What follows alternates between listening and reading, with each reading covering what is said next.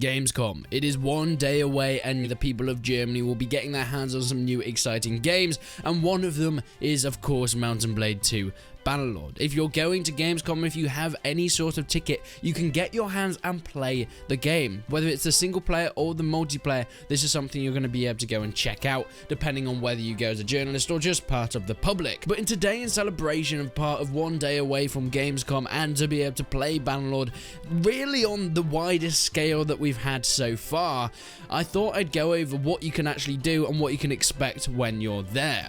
So we have been told that when you go and play as a single player, there are 3 main characters that you go and play as. They wanted to do this so you didn't spend so much time doing your customization, because you could spend all your time in the booths doing this and not actually get to play the game itself. So who are the 3 characters you can play with? What are their skills and what are their backgrounds? Well, today we're gonna find out. Boromir chose to pursue a career as a warrior. He fought briefly for the Sturgians but fell afoul of their tyrannical king Ragnvad. He found Garius of the Empire, a soldier who understood soldiers, a liege more to his liking. Boromir was perhaps the most fearsome fighter in Garius' ranks, taking down the general's opposition in duel after duel. He has been rewarded with a fief in the Western Empire. So who is this Boromir?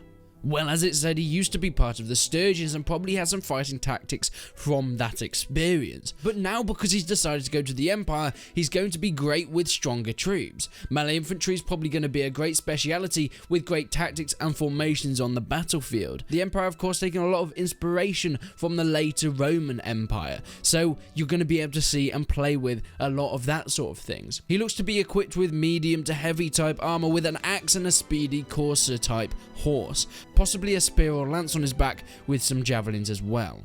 This is the guy that you're going to pick if you want to be a massive pain on the battlefield. If you want to be not only a great duelist, but also have a very powerful army. People that are well drilled, loyal to you and the Empire, and people that you're going to be able to have a decent amount of wealth with in order for persuasion, blackmail, or even bribery, but also have the army to back it up. Valtis did well as a soldier of fortune, escorting caravans from town to town, and soon he was able to finance his own trading adventures. He also did the occasional favour for the local notables on the other side of the law, from the gang leaders to Bedouin, which may explain why local bandit attacks often afflict his competitors' caravans rather than his own. His reputation and fortune made, he befriended the Azrai Sultan and accepted an emirship in their lands. Though not the greatest warrior in the south, his wealth allows him to field exceptionally large and a well-equipped contingent. He never forgets a favour or an injury.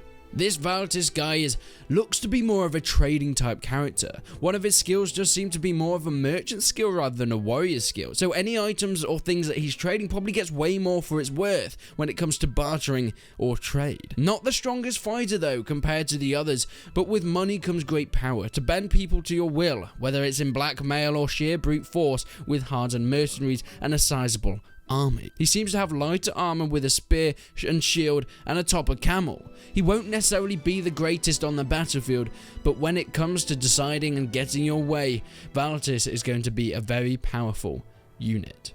Alian has wandered through much of eastern Calradia. Although she first earned her living as a mercenary, she ultimately found her calling as a champion of the poor villages, helping them gather through grain to get through the winter, or defending them against the predatory bandits. She grew tired of seeing her work undone by villagers and returned to misery every time a marauding army passed through the area.